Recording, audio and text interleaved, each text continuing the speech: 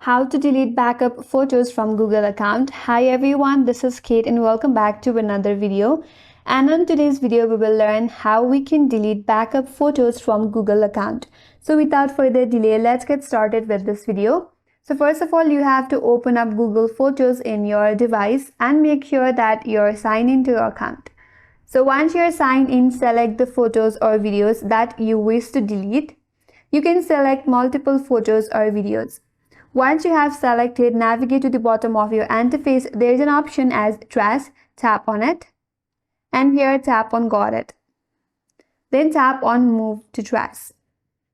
Once you have done that, now the photo or the video is deleted from your Google account and all the other synced device.